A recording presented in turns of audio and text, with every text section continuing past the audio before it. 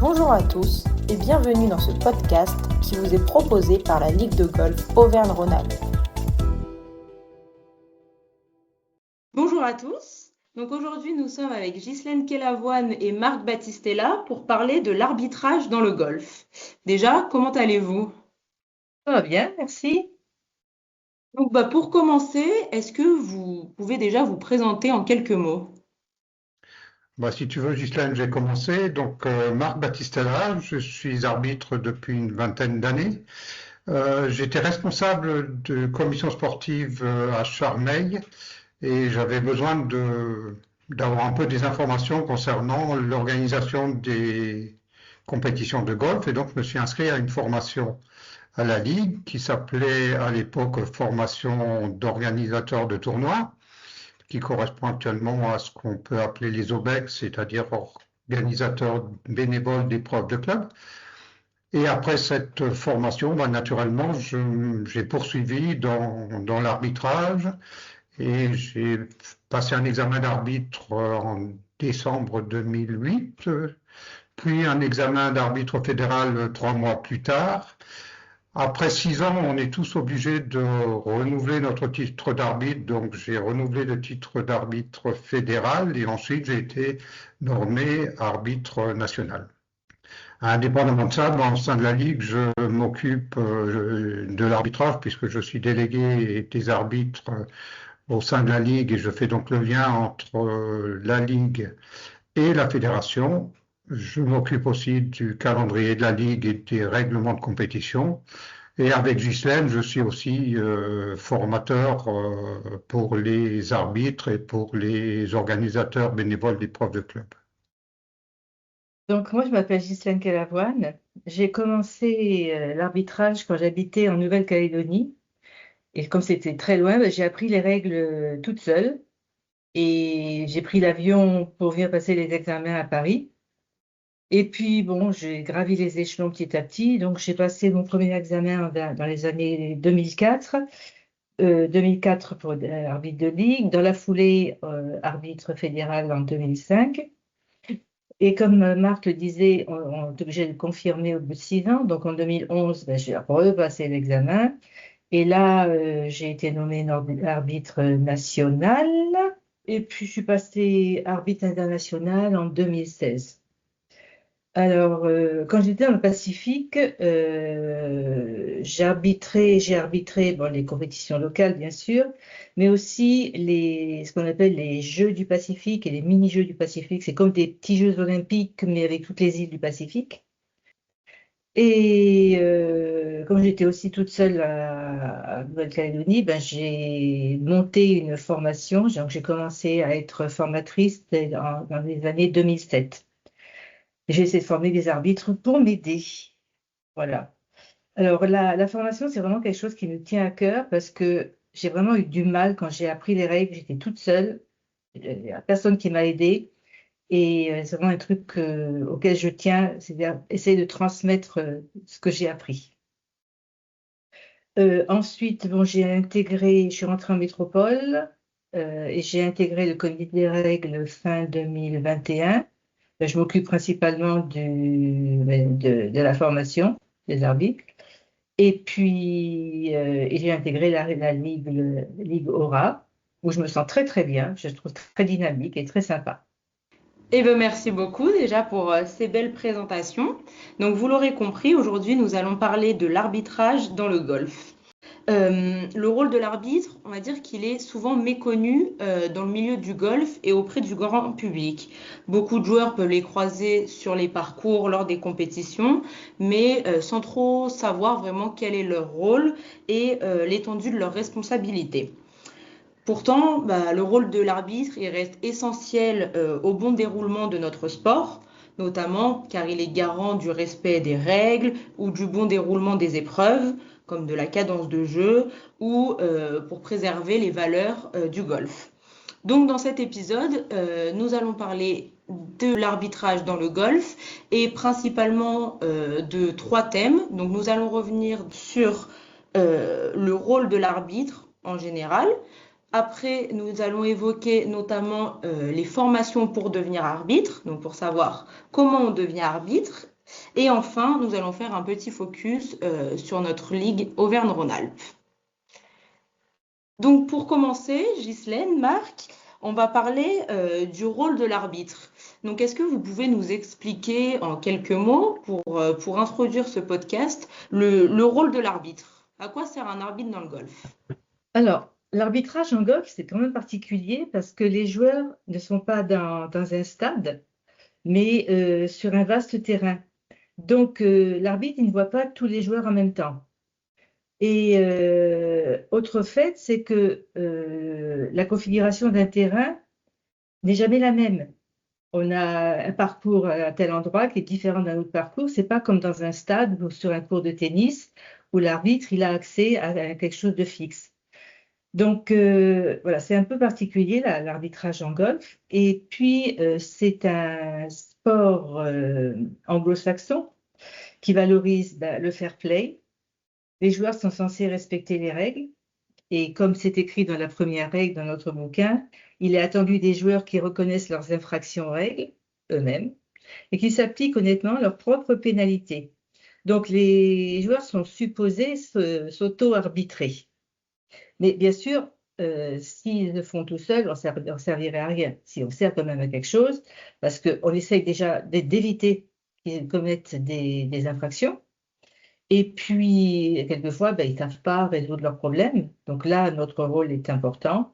On nous appelle et on essaie de trouver la solution pour qu'ils puissent continuer le jeu. En fait, ce qui se passe, c'est que cette fichue balle blanche, là, elle s'en va n'importe où. Et il y a des moments où on ne peut plus la jouer. Donc, c'est un peu notre rôle aux arbitres d'aider les joueurs à trouver une solution pour pouvoir continuer à jouer. Super, donc je ne sais pas si Marc, vous voulez rajouter quelque chose, mais si on comprend bien, donc les joueurs sur un parcours s'auto-arbitrent principalement et l'arbitre est surtout là quand les joueurs les appellent. Et est-ce qu'il a aussi peut-être un rôle si vous êtes à un emplacement précis et que vous voyez une infraction? Est-ce que dans ce cas-là, l'arbitre, il intervient? Alors, avant de parler de ce qui se passe sur le terrain, je pense qu'il faut aussi se rendre compte que le travail de l'arbitre, il commence bien en amont. Parce que souvent, on prend contact avec le golf, on prépare plein d'informations et ça commence un mois avant ou peut-être une semaine avant, ça dépend si on connaît bien le parcours ou pas. Mais il faut récupérer un certain nombre de données comme le plan des greens, récupérer des documents qu'on peut avoir des autres arbitres des compétitions fédérales comme les projets de règles locales. Et tout ça, ça permet de construire en amont les documents qui vont faire que la compétition va bien se passer. Il faut aussi appeler le golf pour avoir un maximum d'informations sur l'état du terrain, parce que comme l'a dit Ghislaine, les terrains se ressemblent pas toujours, et même si on connaît bien le terrain, il y a pu se passer des choses un peu particulières comme des orages, des chutes d'arbres, des choses comme ça, peu de temps avant la compétition, et c'est des choses qu'il faut anticiper. Et puis ensuite, la préparation du terrain, elle commence vraiment la veille ou l'avant-veille, avec le positionnement des drapeaux, le marquage du terrain pour identifier les zones pour lesquelles le joueur a des droits, des dégagements ou non. Voilà. En plus, en fonction de la météo, il est souvent nécessaire de préparer plusieurs scénarios pour les départs, parce que s'il fait beau et que tout se passe bien, le départ, j'allais dire classique, va bien. Si l'orage commence à arriver ou s'il y a des risques de pluie, il faut avoir des solutions de repli pour pouvoir terminer la compétition. Donc, vous parliez juste avant là, des départs. Vous avez un rôle au niveau des départs uniquement quand il y a des soucis au niveau des conditions météorologiques, ou alors vous avez vraiment votre mot à dire sur l'organisation des départs sur toutes les compétitions? Les départs, en général, l'arbitre valide les départs parce qu'il faut, il y a intérêt à avoir, d'une part, des groupes qui partent à des départs relativement éloignés. Quand je dis relativement éloignés, c'est entre 11 et 12 minutes de manière à avoir une cadence de jeu correcte et à pas avoir des bouchons sur le parcours. Donc c'est bien, c'est vrai aussi bien en compétition par équipe qu'en compétition individuelle. Alors, si je peux ajouter quelque chose, en fait, l'arbitre, c'est pas seulement la personne qui est dans sa petite voiturette pendant la compète. On nous voit 2 jours avant avec les bombes de peinture, la massette, les piquets, etc., en train de préparer le terrain. Ça aussi, ça fait partie de notre job. Donc le travail sur la journée ou les 2 jours de préparation qu'il peut y avoir, il est vraiment fondamental sur le bon déroulement de la compétition. Extrêmement important, oui. Oui, c'est vraiment lui qui est garant du bon déroulement de la compétition, parce que si le terrain est bien préparé, bien marqué, ben, on aura beaucoup moins de questions durant la compétition de la part des joueurs, parce qu'ils ont une interrogation sur telle ou telle situation. D'accord. Eh bien, merci beaucoup. Et donc, on a parlé donc, de ces 2 jours de préparation, mais on entend aussi souvent dire que l'arbitre sur une compétition, c'est souvent la première personne qui arrive le matin et la dernière à partir le soir. Est-ce que vous avez peut-être une journée type en tant qu'arbitre à nous raconter? Alors, ben oui, la journée des arbitres, elle commence bien avant le premier départ et elle se termine bien après que les derniers joueurs ont fini le dernier trou. En fait, on est ce que j'appelle moi les travailleurs de l'ombre. On ne nous voit pas parce qu'on est là dès l'aube, dès que le jour se lève. Donc, à peu près 1 heure avant l'heure des premiers départs, on fait ce qu'on appelle le setup. Ça fait partie de notre jargon. C'est-à-dire qu'on fait le tour du terrain pour voir si tout est OK. Et si on fait ça sérieusement, ça prend pas mal de temps. Donc, il faut mettre les marques de départ. Il faut vérifier tous les bunkers, voir s'il n'y a pas des animaux qui sont passés pendant la nuit, qui ont laissé des traces, bon, par exemple des chevreuils qui traversent les bunkers. On regarde si les drapeaux qu'on a préparés sont dans la bonne position, c'est-à-dire avec les bonnes distances par rapport à celles qu'on va donner aux joueurs au départ. Donc ça prend du temps et souvent on n'est que 2 arbitres. Donc il y en a un qui fait ça et l'autre, ben, il va partir avec les premiers joueurs et puis ben, voir si les premiers joueurs ils ont une bonne cadence de jeu et on va les mettre dans le rythme. Après, une fois que la compétition est lancée, notre travail c'est de tourner pour vérifier que ben, tout se passe bien, qu'il n'y a pas de bouchons, des joueurs qui attendent derrière un groupe, etc. Et puis bien sûr, ben, répondre aux questions et quand on nous appelle, trouver une solution pour aider les joueurs. Et aussi très très important, on doit assurer la sécurité des joueurs. C'est-à-dire que il faut vraiment surveiller la météo et surtout les orages. Ça, c'est le pire qui puisse nous arriver. Parce que là, on n'a pas le droit de jouer avec la vie des gens. Ensuite, ben, le midi, on essaie de grignoter un petit morceau vite fait. Et puis, ben, l'après-midi, on reprend, c'est exactement la même chose. Et je vais dire qu'à la fin de la journée, on est bien fatigué. Mais c'est pas fini. Et il faut qu'on regarde les résultats, il faut qu'on prépare les départs pour le lendemain. Bref, vous voyez, on est pas mal occupé. Alors, ceux qui pensent que les arbitres, ils sont là juste pour se promener dans leur petite voiturette pendant le tournoi, ben, ils n'ont pas tout à fait tout bien compris. Oui, si je peux rajouter quelque chose, on avait évoqué tout à l'heure les interventions sur le terrain. Oui, bien sûr, il y a un autre point qui est essentiel, c'est qu'on est là pour aider les joueurs. Et si effectivement on voit un joueur qui risque de faire quelque chose qui n'est pas autorisé, ben on essaye dans la mesure du possible d'intervenir avant qu'il fasse l'action qu'il ne devrait pas faire. On est vraiment dans le domaine de l'aide et de la prévention pour les joueurs.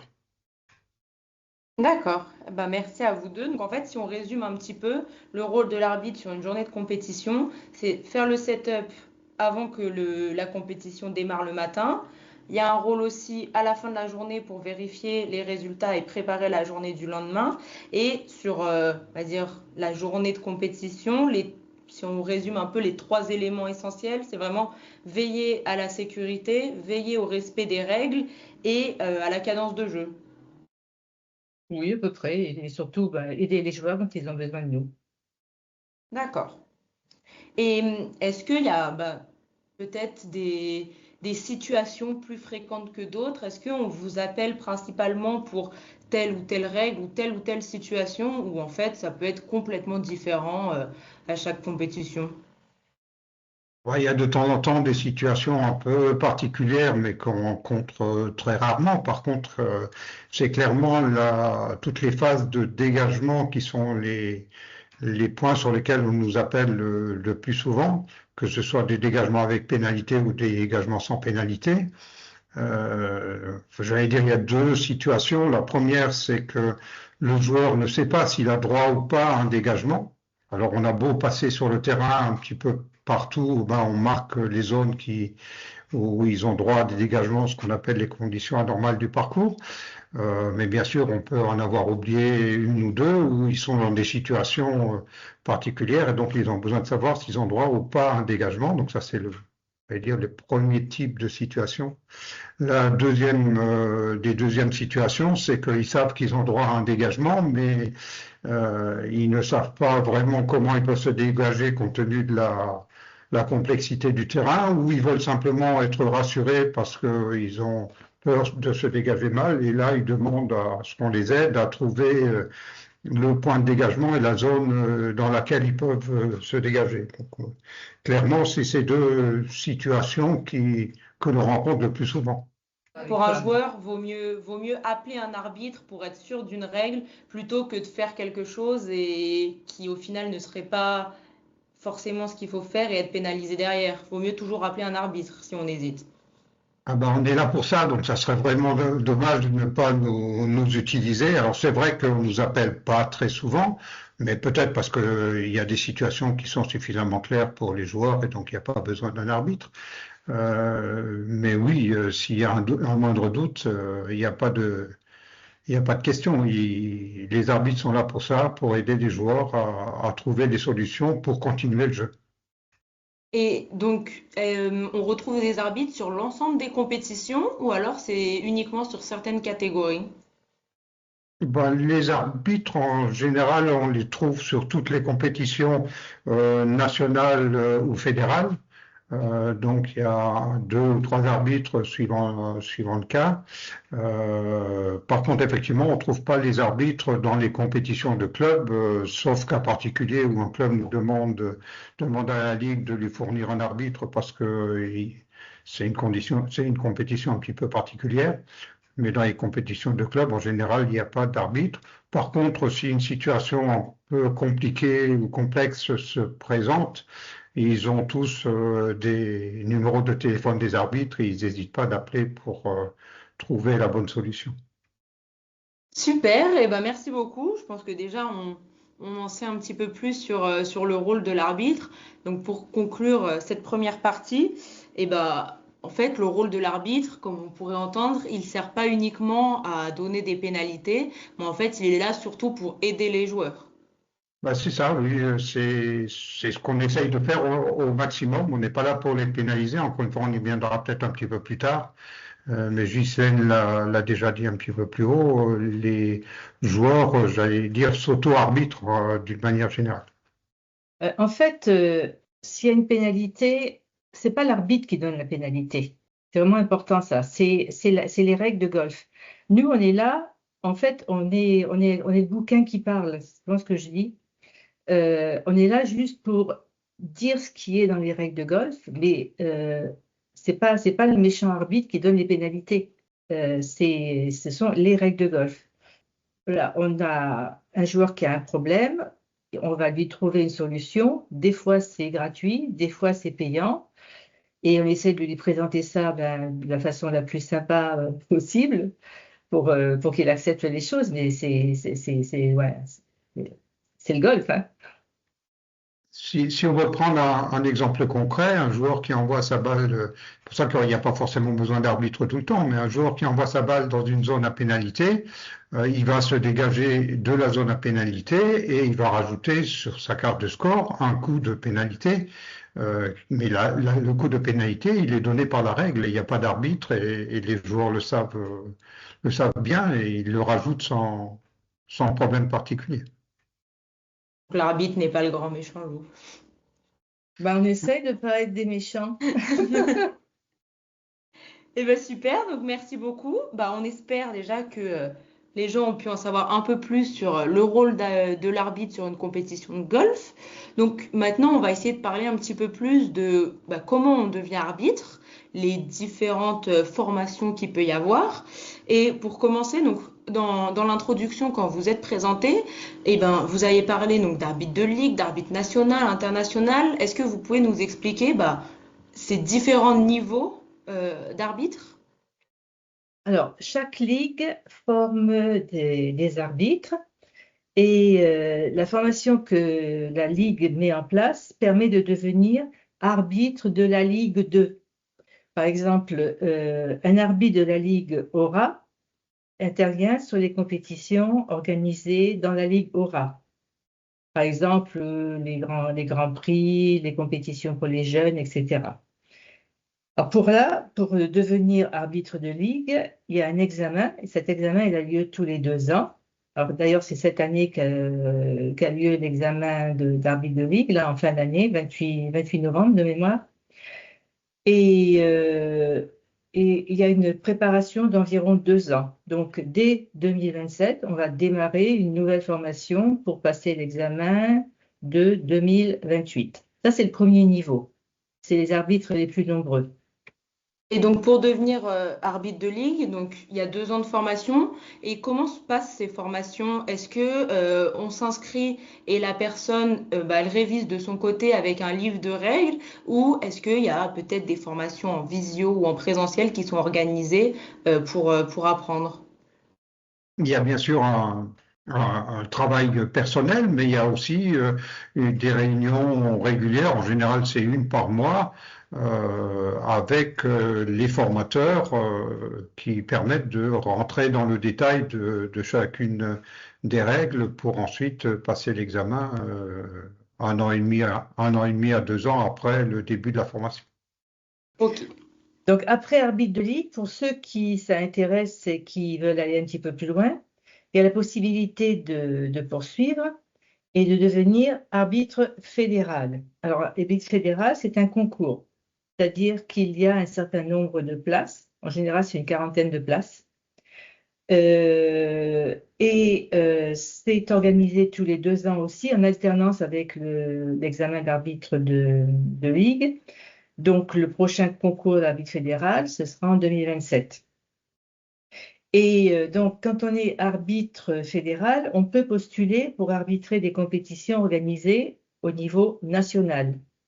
C'est principalement tout ce qu'on appelle les championnats de France par équipe ou les championnats de France en individuel. Il y en a énormément, en fait. Et après, pour les plus assidus, il y a le niveau arbitre national, mais là, c'est plus un examen, c'est une nomination. C'est la fédération qui va nommer tel arbitre fédéral, national. Et pour ceux qui parlent anglais couramment, bien au moins, ils peuvent devenir arbitre international. Les arbitres internationaux, ils sont là pour arbitrer toutes les épreuves où il y a des étrangers, c'est-à-dire tout ce qui est intitulé internationaux de France, championnat d'Europe, et puis bien sûr les épreuves pro. D'accord. Merci Ghislaine. Et est-ce que, selon vous, ça nécessite d'avoir certaines qualités pour devenir arbitre, que ce soit de ligue ou après les différents échelons, mais est-ce qu'il y a besoin d'avoir certaines qualités? Alors bien sûr, il faut avoir une bonne connaissance des règles de golf. Ça, c'est grosso modo c'est le challenge intellectuel de la fonction. Mais je pense qu'avant tout, il faut avoir une âme de bénévole. Et il faut vraiment accepter de s'investir dans le golf, de se lever très tôt le matin, pas seulement pour aller jouer au golf, mais se lever tôt pour aller regarder les autres jouer, voilà, il faut avoir envie de faire ça. Et voilà, faut aimer aider les autres et puis savoir être à l'écoute, savoir travailler en équipe, c'est important aussi. C'est pas seulement une connaissance des règles, pour moi, c'est un savoir-être également. Je sais pas si tu es d'accord avec moi, Marc. Oui, oui, enfin, encore une fois, c'est important ce que disait Ghislaine, notamment de travailler en équipe parce que euh, des fois les situations sont relativement simples et je veux dire, il n'y a pas besoin d'avoir 36 interlocuteurs pour prendre une décision. Mais des fois, c'est un peu plus compliqué et ça mérite de faire appel à l'autre arbitre qui est avec vous sur le terrain pour être sûr de prendre la bonne décision parce que toutes les situations sont pas toujours simples et le travail en équipe, donc c'est bien pour les décisions, mais c'est également bien pour toute la partie préparation du parcours, rédaction des règles locales, le marquage du terrain. Là aussi, c'est plus un travail de concertation qu'un travail individuel d'arbitre. Alors, c'est vrai que de temps en temps, on est sur quelques compétitions, on est tout seul, mais la plupart du temps, on est toujours en équipe de deux ou de trois.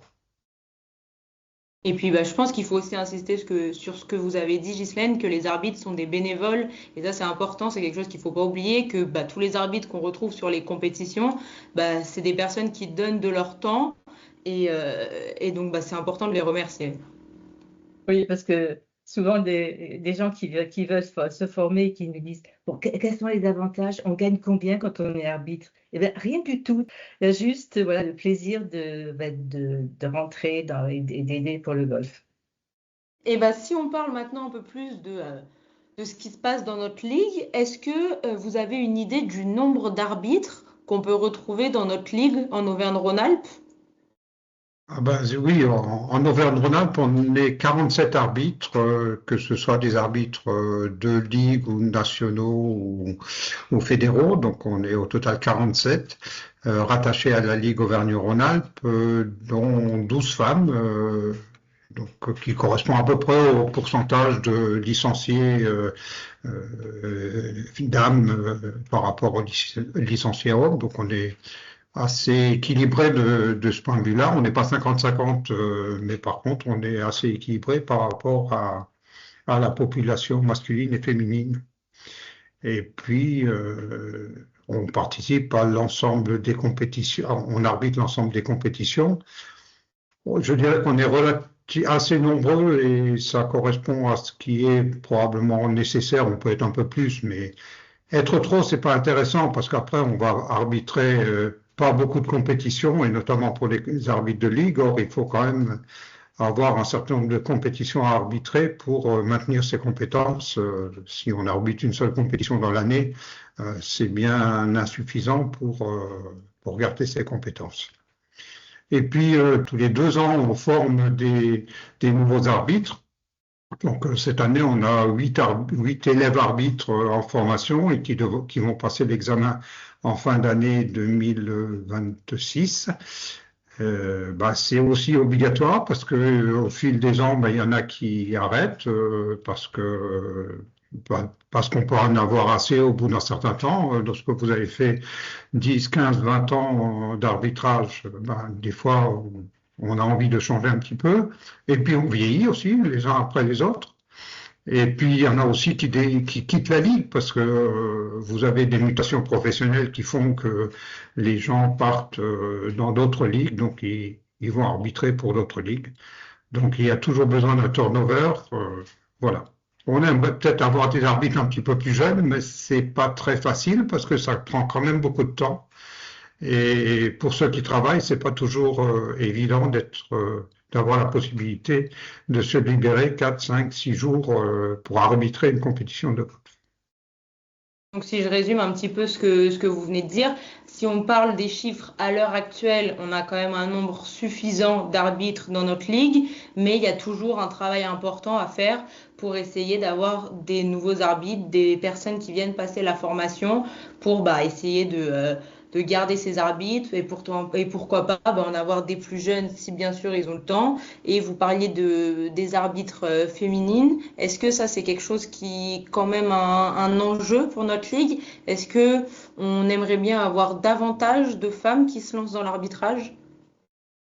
Alors, je pense que on respecte le quota national, hein. Dans les arbitres, je crois au niveau national, on dit 25% les dames.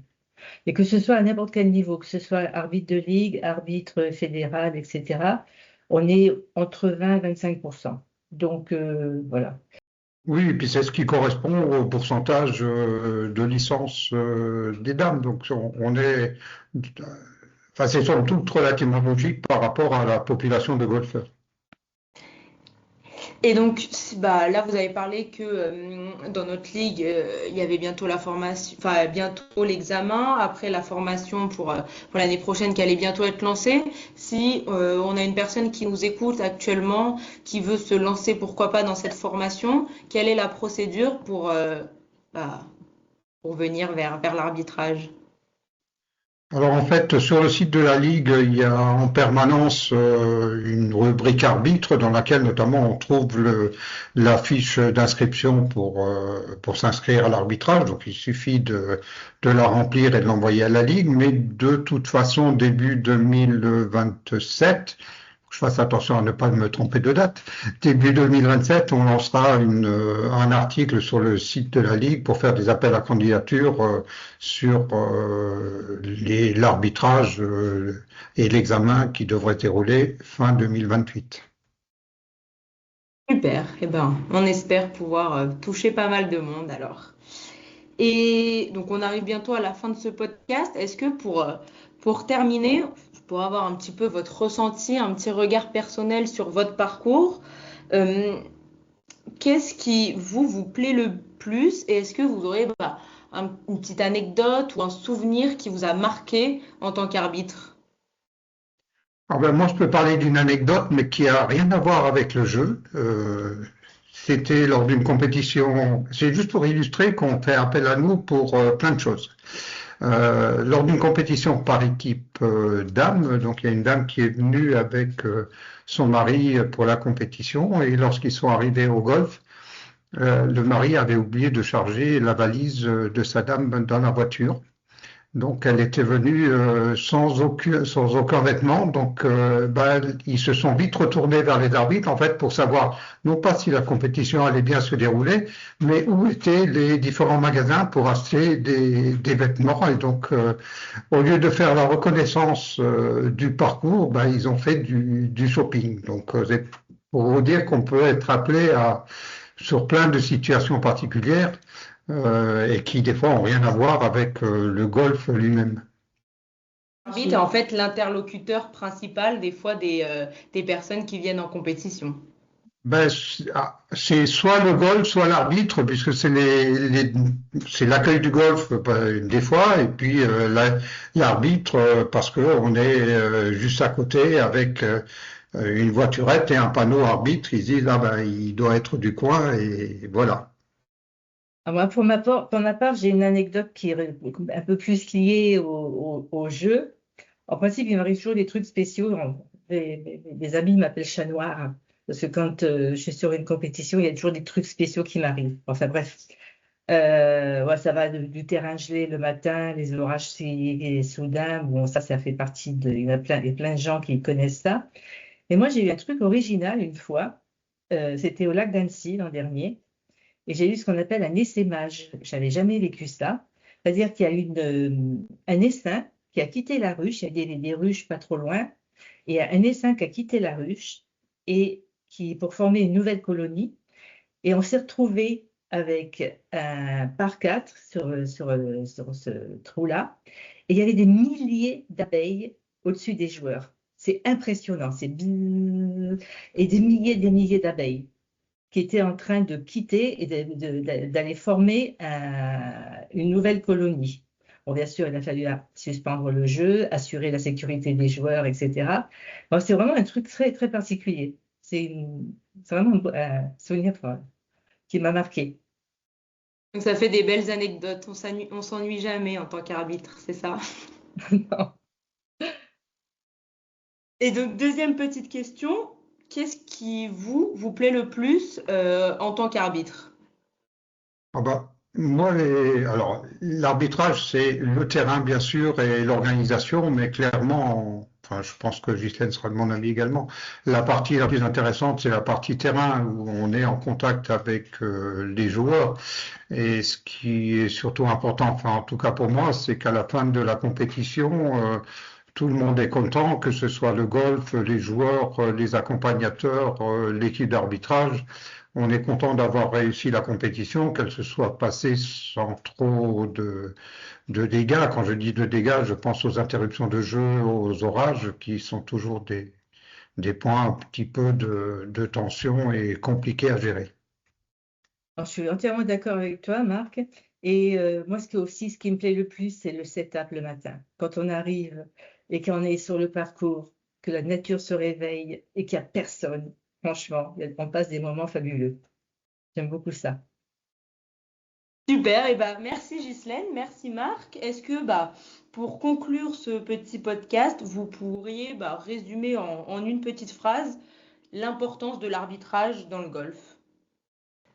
Alors, il faut des arbitres parce que c'est une façon d'apporter sa contribution à ce sport. Et puis, les arbitres veillent à la préparation et au bon déroulement de la compétition. Ils s'assurent que les règles de golf sont respectées. Ils s'assurent que les joueurs sont honnêtes et fair play. Et voilà, et ils aident les joueurs pour résoudre des situations complexes. Donc, c'est vraiment un rôle important. Ben, moi, je dirais à celui qui écoute le podcast, c'est si tu aimes les règles de golf, si tu essayes de répondre toujours aux quiz sur les questions de golf, eh ben, je pense que l'arbitrage est fait pour toi et il serait temps de t'inscrire auprès de la Ligue. Donc on n'attend plus que vous.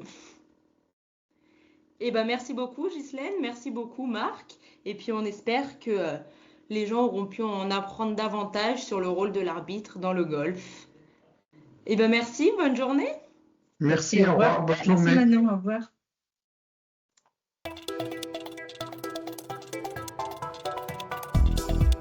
À bientôt pour un prochain épisode.